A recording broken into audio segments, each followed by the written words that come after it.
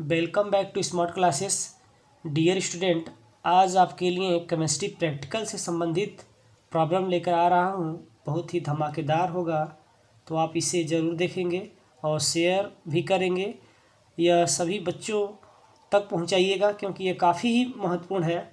तो सबसे पहले प्रयोग संख्या 1 के बारे में हम बात करना चाह रहा हूँ। प्रयोग संख्या 1 आपसे पूछा जाएगा, क्या पूछा जाएगा? प्रयोग संख्या 1 में आपसे पूछा जाएगा, किसी दिए गए यौगिक में एक अम्लीय और एक क्षारीय मूलक की पहचान कीजिए। कोई एक लवण दे दिया जाएगा, कोई एक साल्ट दे दिया जाएगा और उसमें एक अम्लीय और एक क्षारीय मूलक की पहचान करना होगा। तो सबसे पहले आपका डिफिनीशन यही बनेगा, मूलक किसे कहते हैं। एग्जामिनर यही पूछेंगे कि मूलक बताओ, व्हाट इज मूलक, रेडिकल, व्हाट इज रेडिकल। तो रेडिकल किसे कहते हैं, मूलक किसे कहते हैं? तो मूलक परमाणुओं का समूह है। सीधे आप याद करेंगे, मूलक क्या है? परमाणुओं का समूह है, तत्वों का समूह है। मूलक परमाणुओं का क्या है? समूह है, तत्वों का समूह है, जो रासायनिक अभिक्रिया में एक परमाणु की तरह व्यवहार करता है। जो रासायनिक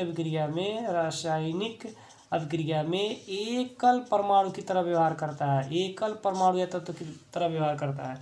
बस मूलक की परिभाषा ही बताएंगे। मूलक परमाणुओं का समूह है या तत्वों का समूह कह सकते हैं। मूलक परमाणु या तत्वों का वह समूह है जो किसी भी रासायनिक अभिक्रिया में एकल तत्व की तरह से, एकल परमाणु की तरह व्यवहार करता है। तो तुरंत एग्जाम में पूछ देंगे कि मूलक कितने प्रकार के होते हैं। तो कहेंगे मूलक 2 प्रकार का होता है, अम्लीय मूलक और क्षारीय मूलक।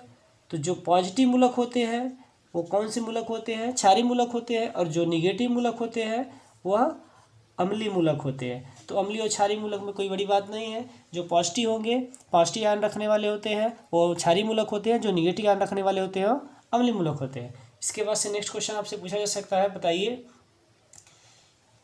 2 अम्लीय क्षारीय मूलक के नाम लिखिए।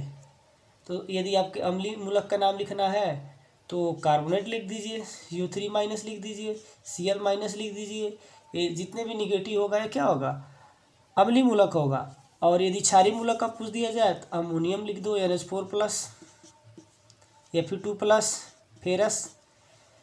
ये सब के सब क्या है? पॉजिटिव वाले। ये पॉजिटिव वाले क्षारीय मूलक है और निगेटिव वाले अम्लीय मूलक है। तो इस तरह से आप मूलक, अम्लीय मूलक, क्षारीय मूलक जान गए। अब नेक्स्ट हमारा प्रैक्टिकल आता है, कार्बनिक यौगिक की पहचान करना। नेक्स्ट प्रैक्टिकल में आपसे पूछा जाएगा, कार्बनिक यौगिक की पहचान करने में कार्बनिक यौगिक किसे कहते हैं? कार्बनिक यौगिक किसे कहते हैं? क्वेश्चन आपसे पूछा जा सकता है, कार्बनिक यौगिक। तो क्या बताएंगे? कार्बनिक यौगिक है तो यहाँ पर अकार्बनिक यौगिक को भी डिफाइन करने के लिए पूछा जा सकता है। तो कार्बनिक यौगिक किसे कहते हैं? कार्बनिक यौगिक को सबसे पहले माना गया ऑर्गेनिज्म से बना है। ऑर्गेनिक कंपाउंड किससे प्राप्त हुआ? ऑर्गेनिज्म से। ये सबसे पहले माना गया था, प्राचीन समय में माना गया था कि जो ऑर्गेनिक कंपाउंड है वो जीवाश्मों से प्राप्त हुआ था। लेकिन यह जो है गलत साबित हुआ। क्यों? क्योंकि जब पहला ऑर्गेनिक कंपाउंड यूरिया बनाया गया, पहला ऑर्गेनिक कंपाउंड क्या बनाया गया? यूरिया। यूरिया का सूत्र क्या है? NH2CO NH2 का होल ट्वाइस, या NH2CO NH2 लिख सकते हैं, या CO NH2 का होल ट्वाइस लिख सकते हैं। यह फार्मूला आपको बताया गया है, NH2CO NH2 या CO NH2 का होल ट्वाइस, CO NH2 का होल ट्वाइस। ये किसका सूत्र है? यूरिया का सूत्र है। CO NH2 का होल ट्वाइस यूरिया का सूत्र है। CO NH2 का होल ट्वाइस किसका सूत्र है? यूरिया का। ये सबसे पहला कार्बनिक यौगिक है, प्रयोगशाला में बनाया गया था, वॉलर ने बनाया था इसको सबसे पहले, यूरिया। और यूरिया किससे बनाया गया था? इनऑर्गेनिक कंपाउंड से बनाया गया था। ठीक है, इनऑर्गेनिक मैंने अकार्बनिक यौगिक से प्राप्त किया गया था। तो पहला ये यौगिक है कौन? कार्बनिक यौगिक है यूरिया, जो अकार्बनिक यौगिक से प्राप्त किया गया था। ठीक है, इतनी बात समझ में आ गई। आप वीडियो को कई बार देख करके आप समझ लेंगे। मैं बहुत ही फास्ट और रिपीट तरीके से आपको बताना चाह रहा हूँ। तो कार्बनिक यौगिक, पहला यौगिक कौन सा है? यूरिया है। और इसको किससे बनाया गया था? अकार्बनिक यौगिक से बनाया गया था। ठीक, तो अब बात आती है कार्बनिक यौगिक किसे कहते हैं। तो कार्बनिक यौगिक का यदि परिभाषा बताया जाए तो कहेंगे जिसमें कार्बन की बहुलता होती है, कार्बन की अधिकता होती है। तो अकार्बनिक यौगिक क्या होता है? अकार्बनिक यौगिक क्या होता है? अकार्बनिक यौगिक, यदि कार्बनिक यौगिक की परिभाषा आपने बताया कि जिसमें कार्बन की बहुलता होती है, अधिकता होती है, तो अकार्बनिक यौगिक क्या है? अकार्बनिक यौगिक है जिसमें कार्बन की बहुलता नहीं होती है। अपवाद के रूप में कुछ ऐसे अकार्बनिक यौगिक हैं जिसमें कार्बन होता है, जैसे CO2 हो गया, CO हो गया, कार्बोनेट हो गया CO3, बाइकार्बोनेट हो गया।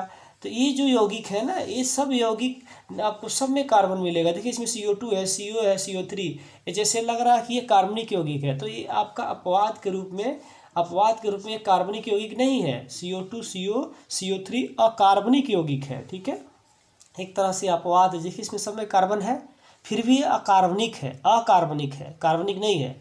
कार्बनिक में कौन होगा? यूरिया होगा, ग्लूकोज होगा, फ्रुक्टोज होगा, ऑक्जेलिक अम्ल होगा, COOH।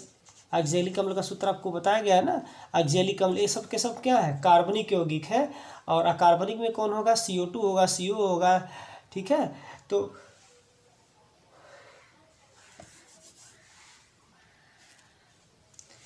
तो अकार्बनिक और कार्बनिक को आपने अच्छी तरह से समझ लिया। कार्बनिक में जिसमें कार्बन हो और अकार्बनिक जिसमें कार्बन की बहुलता कम हो। लेकिन कभी कभी अपवाद के रूप में कुछ यौगिक हैं, जैसे CO2 है, CO है, CO2 कार्बन डाइऑक्साइड है, CO कार्बन मोनोऑक्साइड है, CO3 कार्बोनेट है, इसमें कार्बन है फिर भी यह कार्बनिक यौगिक है। और भी बहुत सारे अकार्बनिक यौगिक हैं, और कार्बनिक यौगिक की संख्या भी इस समय बहुत अधिक खोजा जा चुका है। तो इस तरह से कार्बनिक अकार्बनिक आप लोगों ने समझ लिया। तीसरा प्रैक्टिकल क्या है? तीसरा प्रैक्टिकल, अब किसी कार्बनिक यौगिक का नाम पूछा जा सकता है तो क्या बता देंगे? यूरिया बता देंगे। ऐसे छोटे छोटे प्रॉब्लम से पूछे जा सकते हैं जो देखने में लगेगा कि क्या पूछा जा रहा है, आपके उत्तर से ही क्वेश्चन बनेगा। तीसरा आपका प्रयोग संख्या है आयतनात्मक विश्लेषण, वॉल्यूमेट्री टेस्ट। ये वॉल्यूमेट्री टेस्ट में आपको बहुत सारे क्वेश्चन बनेंगे। पहला यही कि आयतनात्मक विश्लेषण से आप क्या समझते हैं, आयतनात्मक विश्लेषण से आप क्या समझते हैं, पहला क्वेश्चन यही बनेगा। What do you mean by volumetry test? Volumetry test से आप क्या समझते हैं? तो आयतनात्मक विश्लेषण से क्या समझते हैं, आपका परिभाषा क्या होगा? तो कहेंगे किसी भी ज्ञात सांद्रता वाले यौगिक की सहायता से अज्ञात सांद्रता वाले यौगिक की सांद्रता ज्ञात करने की क्या है? विधि है। अर्थात आप सीधे सीधे आप कह सकते हैं कि कोई जो है यौगिक है जिसकी सांद्रता पता है, और उस यौगिक की सहायता से कोई दूसरा यौगिक है जिसकी सांद्रता हमें पता नहीं है, उसकी सांद्रता निकालने की यह विधि है। कौन? आयतनात्मक विश्लेषण। फिर से समझिए, आयतनात्मक विश्लेषण क्या है? वॉल्यूमेट्री टेस्ट क्या है? किसी भी ज्ञात सांद्रता वाले यौगिक की सहायता से अज्ञात का सांद्रता ज्ञात करना। जैसे आप किलो लिए ना, किलो को उससे क्या करते हैं? आलू को तौलते हैं, तो किलो का हमको वजन पता है, 1 किलो 1000 ग्राम, और आलू का नहीं पता है, तो ज्ञात से अज्ञात का हम क्या करते हैं? मान निकालते हैं। सेम वही कंडीशन यहाँ पर भी है, वॉल्यूमेट्री टेस्ट में भी। तो इस तरह से वॉल्यूमेट्री टेस्ट आप लोगों ने समझ लिया। अब इसमें बहुत सारा क्वेश्चन बनेगा। पहला कि मोहर साल्ट का सूत्र बताओ। तो मोहर साल्ट का सूत्र क्या है? Ferrous ammonium sulphate FeSO4 ammonium NH4 का होल ट्वाइस और डाट SO4 और डाट 6H2O। ये आपको बताया गया ferrous ammonium sulphate. Ferrous ammonium sulphate, मोहर लवण का नाम क्या है? Ferrous ammonium sulphate. इसको ऐसे भी लिखा जाता सकता है, FeSO4 का होल ट्वाइस, ऐसे भी लिखा जा सकता है, क्योंकि यहाँ SO4 है और ये SO4, दोनों SO4 मिलके SO4 का होल ट्वाइस लिखा जा सकता है, और NH4 का होल ट्वाइस डाट 6H2O। ये मोहर साल्ट है। इसका हम लोगों ने वॉल्यूमेट्री टेस्ट करना सीखा है, ठीक है। तो वॉल्यूमेट्री टेस्ट आपको ये बताया गया है। फिर इसके अलावा ऑक्जेलिक अम्ल है, ऑक्जेलिक अम्ल का सूत्र भी बताया है, COOH। इसका भी हम लोगों ने वॉल्यूमेट्री टेस्ट किया है ऑक्जेलिक अम्ल का। ऑक्जेलिक अम्ल का सूत्र क्या है? COOH। तो इस तरह से छोटे, इसका IUPAC ने पूछ दिया तो क्या बताएंगे? देखिए 2 कार्बोक्सिलिक समूह है और A 1,2, देखिए 1,2, यानी 1 और 2 पर दोनों पर क्या है? डाई एथेनोइक अम्ल, 1,2 डाई एथेनोइक अम्ल। तो इस तरह से IUPAC ने भी पूछा जा सकता है। आप IUPAC ने भी आप निकालने के लिए छोटा छोटा समूह को जान लेंगे, ठीक है। तो ये IUPAC ने भी पूछा जा सकता है। तो इस तरह से क्या है? कार्बोक्सिलिक अम्ल है। इसके अलावा और भी बहुत सारे प्रैक्टिकल संबंधित क्वेश्चन पूछे जा सकते हैं। धातु क्या है, अधातु क्या है, मेटल क्या है, नॉन मेटल क्या है। इसके अलावा अम्ल और क्षार की परिभाषा पूछी जा सकती है। आप अम्ल किसे कहते हैं, क्षार किसे कहते हैं? अम्ल आप जानते हैं किसे कहते हैं? जो जल में वियोजित होकर के H+ आयन देते हैं। क्षार की जो जल में वियोजित होकर OH- आयन देते हैं। तो अब पूछ दिया जाएगा कि अम्ल क्षार का परीक्षण आप कभी किए हैं, कैसे करें? तो आप लिटमस से बता सकते हो कि लिटमस को यदि हम किसी लाल लिटमस को यदि हम किसी अम्ल में डालते हैं तो उसमें कोई प्रभाव नहीं पड़ेगा, लेकिन वही लाल को यदि हम क्षार में डालते हैं तो क्या हो जाएगा, नीला हो जाएगा। तो क्षार नीला कर देता है, अम्ल लाल कर देता है लिटमस पेपर को। इस तरह से अम्ल और क्षार की पहचान आपने देखा है, करा है।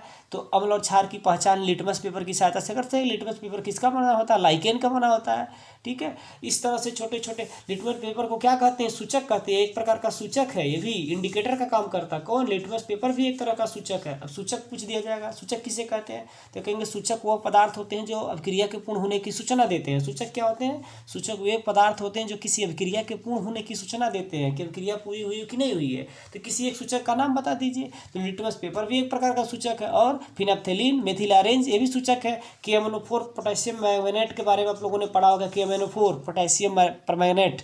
ये पोटेशियम परमैंगनेट क्या है, ये पोटेशियम परमैंगनेट स्वयं सूचक का काम करता है। अभिक्रिया में ध्यान रखेंगे, स्वयं सूचक का काम करता है, एक प्रकार का सूचक भी है।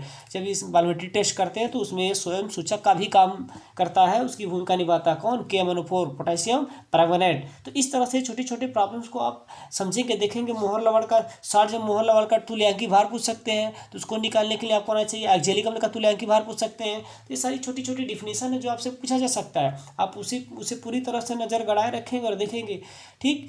तो सूचक आपने समझ ही लिया, फिर उसके बाद से आपने एक्जेलिक अम्ल समझ ही लिया। फिर एक्जेलिक अम्ल में आपसे पूछा जा सकता है नॉर्मलता क्या है, सांद्रता क्या है। आपके क्वेश्चन से ही, आपके उत्तर से ही प्रश्न बनेंगे। आप एग्जाम में पूछे आयतनात्मक विश्लेषण क्या समझते हैं, आपने बता दिया किसी अज्ञात राशि की सहायता से अज्ञात राशि की सांद्रता ज्ञात करना, तो पहला क्वेश्चन यही हो जाएगा, सांद्रता क्या होता है, व्हाट इज ड्यूमन कंसंट्रेशन। कंसंट्रेशन से आप क्या समझते हो, सांद्रता क्या होता है, तो सांद्रता का यहाँ डिफिनीशन बताएंगे।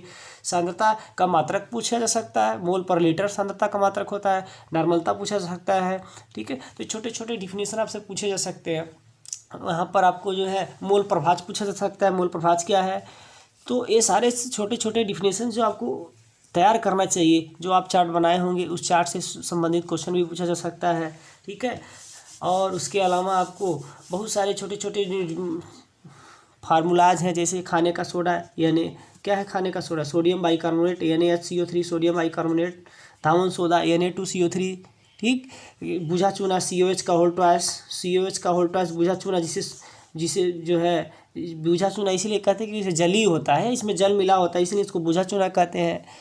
तो इस तरह से छोटा छोटा सूत्र भी पूछा जा सकता है, जिसे आप तैयार करेंगे और एग्जाम में ग्लूकोज का सूत्र, फ्रुक्टोज का सूत्र। अब ग्लूकोज का सूत्र नहीं पता रहेगा तो क्या पता रहेगा, ग्लूकोज का सूत्र, फ्रुक्टोज का सूत्र पूछा जा सकता है। सुक्रोज का सूत्र पूछा जा सकता है। सुक्रोज क्या है, चीनी है, C12H22O11, C12H22O11 सुक्रोज का सूत्र है। आप लोग जो भी चार्ट में बनाए होंगे उससे क्वेश्चन पूछा जा सकता है। जैसे स्कंदन, स्कंदन किसे कहते हैं, तो स्कंदन क्या है, स्कंदन एक प्रकार की ऐसी क्रिया है, यानी कोलाइड विलयन का जमना ही स्कंदन कहलाता है, ठीक है।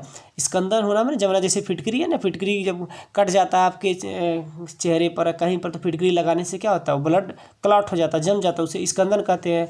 अपोहन क्या होता है, डायलिसिस का नाम सुना होगा, डायलिसिस सुना है ना, कि वो डायलिसिस करवाने गए थे अपने ब्लड का। तो अपोहन क्या, अपोहन एक प्रकार का वही डायलिसिस, अंग्रेजी सुने हिंदी नहीं सुने रहते हैं। डायलिसिस क्या है, किसी भी कोलाइड विलयन, अशुद्ध कोलाइड विलयन को शुद्ध करने की एक विधि है।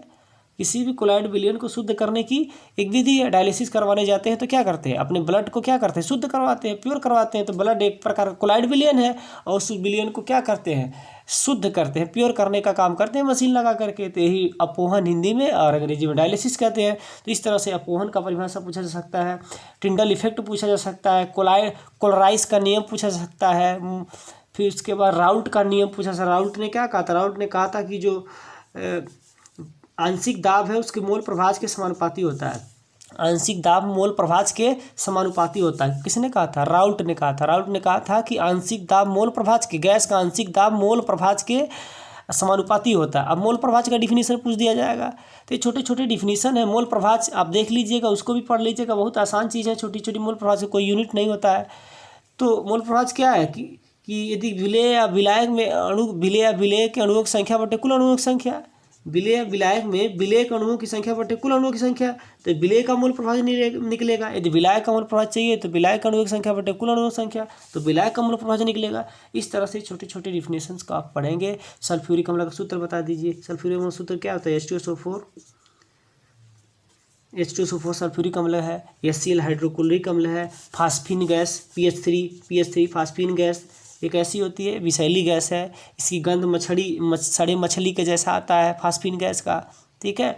सफ़ेद फास्फोरस, लाल फास्फोरस को पूछा जा सकता है। तो लाल फास्फोरस और सफ़ेद फास्फोरस में क्या अंतर है? तो लाल फास्फोरस विषैला नहीं होता है। लाल फास्फोरस हम माचिस की तीली में जो लगाया जाता, माचिस के डिबिया में लगाया जाता है ना, लाल फास्फोरस जिस पे आप खुरुच के क्या करते हैं, बत्ती को जलाते हैं, वो लाल फास्फोरस होता है। ठीक है। लाल फास्फोरस का और भी आप चुटपुटिया वाली भड़ाकी जो आप भड़काते हैं ना दीवार में रगड़ करके चटाक चटाक करता है, जो वो भी क्या है, लाल फास्फोरस का ही बना होता है। चुटपुटिया वाली भड़ाकी कभी आपने भड़काया होगा। ठीक है। तो वो भी किसका बना होता है? लाल फास्फोरस का बना होता है। सफ़ेद फास्फोरस से लाल फास्फोरस को प्राप्त किया जा सकता है, और लाल फास्फोरस से सफ़ेद फास्फोरस को भी प्राप्त किया जा सकता है गर्म करके। और इसके अलावा काला फास्फोरस भी है, जो लाल और सफ़ेद, अल्फ़ा काला और बीटा काला, दो प्रकार को भी, उसको भी आप पढ़ सकते हैं। इस तरह से ऑक्सीजन प्राणदायिनी क्या है? गैस है, O2 ऑक्सीजन। तो ऑक्सीजन के बारे में आपको ध्यान रखना है कि इसको किसने खोजा था? सीले और लेवासिए ने इसका नामकरण किया था। सीले ने इसको खोजा और लेवासिए ने क्या करा? इसका नाम रखा। लेवासिए ने इसका नाम रख दिया ऑक्सीजन। ठीक। तो ऑक्सीजन कितना प्रतिशत वायुमंडल में है? 21% है। कितना ऑक्सीजन प्रतिशत हम हवा में लेते हैं? अब सांस में लेते हैं, श्वसन क्रिया में लेते हैं, तो 21% ऑक्सीजन लेते हैं श्वसन क्रिया में। तो ऑक्सीजन कैसे बनता है? तो ऑक्सीजन पेड़ पौधे बनाते हैं। कब बनाते हैं? जब भोजन करते हैं। कैसे भोजन करते हैं? प्रकाश संश्लेषण की क्रिया द्वारा भोजन करते हैं। प्रकाश संश्लेषण क्रिया में क्या क्या लेते हैं? तो CO2 लेते हैं, कार्बन डाइऑक्साइड लेते हैं, पानी लेते हैं, सूर्य का प्रकाश लेते हैं क्लोरोफिल की उपस्थिति में, और अपना भोजन बनाते हैं। ग्लूकोज प्लस O2 को क्या करते हैं? मुक्त करते हैं। इस तरह से ये जो है प्रकाश संश्लेषण की क्रिया में पौधे अपना भोजन बना करके CO2 ग्रहण करते हैं, ऑक्सीजन क्या करते हैं? मुक्त करते हैं। तो इसी तरह से O2 हमें प्राप्त हो जाता है। इसी प्रकार नाइट्रोजन गैस का आप सूत्र जानते हैं, N2 होता है। ठीक है। तो नाइट्रोजन गैस के बारे में भी पूछा जा सकता है कि नाइट्रोजन गैस कितना प्रतिशत वायुमंडल में है? नाइट्रोजन गैस कितना प्रतिशत वायुमंडल में है? तो नाइट्रोजन गैस 78% है। कितना प्रतिशत सांस लेते हैं? तो जितना होगा वायुमंडल उतना ही प्रतिशत में सांस लेंगे। 78% है तो 78% श्वसन क्रिया में लेंगे आप। इस तरह से पूछा जा सकता है। इसकी खोज किसने की? तो 1772 ईस्वी में नाइट्रोजन गैस का खोज किया। किसने? डेनियल ने खोजा। डेनियल नामक वैज्ञानिक ने खोजा। डेनियल रदरफोर्ड ने 1772 ईस्वी में इसे खोजा, और चैपल ने इसका नामकरण किया था। किसने? चप्पल से याद कर लो, चप्पल मारेंगे ना तुझे, तो ऐसे याद कर लो। इसको किसने खोजा? चैपल ने क्या करा? नामकरण रखा, नाइट्रोजन का नाम रखा कि ये नाइट्रोजन है। जबकि खोजा था किसने? डेनियल रदरफोर्ड ने सर्वप्रथम खोजा था, लेकिन उस नाइट्रोजन का नाम जो रखा चैपल ने रखा। चैपल उसका नाम रखा कि ये नाइट्रोजन है। ठीक। 1828 में नाम रखा। ठीक है। और खोजा गया 1772 में डेनियल रदरफोर्ड ने। तो इस तरह से छोटा छोटा डिफिनेशन जो आपसे पूछा जा सकता है। H2SO4 को क्या कहते हैं?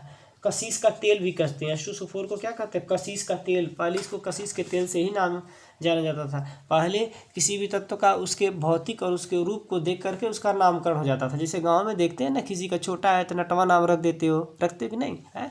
कोई जो है गोरा है तो चिकना नाम रख देते हो। तो अलग अलग तरह से उसके भौतिक रूप दशा को देख करके नामकरण रख दिया जाता था। उसी तरह से पहले यौगिकों का भी नामकरण हुआ करता था। कोई भी उसका सही और सिद्धांतिक नाम नहीं था, लेकिन धीरे धीरे जैसे जैसे समय बदला, वर्तमान समय में इस समय सभी यौगिकों का सैद्धांतिक और नियम के तहत नामकरण रखा गया, और इसलिए इसका अध्ययन करना भी सुविधाजनक हो गया। तो इस तरह से केमिस्ट्री में आप ये सारी चीज़ों के ध्यान रखेंगे। हाइड्रोजन तत्व किसे कहते हैं? तो फिर कल बाहर आई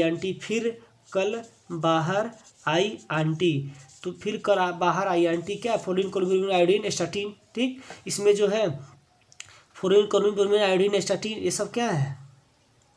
जेनान भी है। जेनान कौन सा? अक्री गैस। और जेनान ही क्या करता है?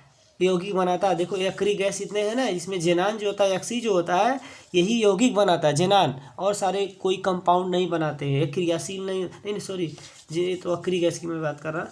इसमें क्या बोलते हैं, मैं हैलोजन की बात कर रहा हूँ। तो हैलोजन में सबसे ज़्यादा निगेटिव किसका होता है? हाइड्रोजन में सबसे ज़्यादा निगेटिव फ्लोरीन का होता है। ये आपको क्वेश्चन पूछा जा सकता है। या पूरे तत्व में, पूरे पीरियोडिक टेबल में सबसे ज़्यादा निगेटिव कौन सा होता है, तो फ्लोरीन होता है। आपको ध्यान रखना, पूरे आवर्त सारणी में जो सबसे ज़्यादा निगेटिव होता है फ्लोरीन होता है। उस तरह से नोबल गैस के बारे में पूछा सकता है। नोबल गैस, अक्री गैस के बारे में पूछा सकता है। अक्री गैस कौन कौन से होते हैं, नियान, argon, krypton, जेनान। नियान, argon, krypton, जेनान, radon, ये सब अक्री गैस होते हैं।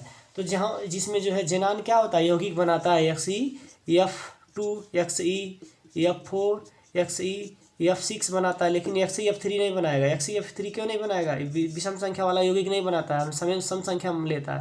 2, 4, 6 XeF2, XeF4, XeF6 ये हमेशा जो है सम संख्या में यौगिकों को ग्रहण करता है। कौन, जेनान, और ये यौगिक बनाता है। यही एक ऐसा अक्री गैस है जो यौगिक को बनाता है। कौन, जेनान। जेनान ही एक ऐसा यौगिक है जो अक्री गैस से यौगिक बनाता है। कौन, जेनान। जेनान XeF2 बनाएगा, XeF4 बनाएगा, यानी सम संख्या में ही बनाएगा। 2, 4, 6 ये सम संख्या में बनाएगा। 2, 4, 6 ठीक है, ये सम संख्या में बनाएगा।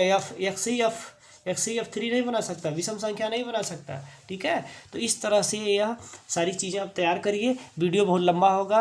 कल आप समय से पहुँचेंगे विद्यालय और समय से पहुँच करके अपना फाइल लेकर के आएंगे और इस वीडियो को देख लेंगे। बहुत सारी चीज़ें इसमें है, सब तैयार कर लेंगे। और जो भी छोटे छोटे प्रॉब्लम्स हैं, कोलाइड विलयन किसे कहते हैं, ठीक, तो ये छोटी छोटी डिफिनीशंस पढ़ करके तैयार करके आएंगे और कल बाकी आपको बताया जाएगा। धन्यवाद।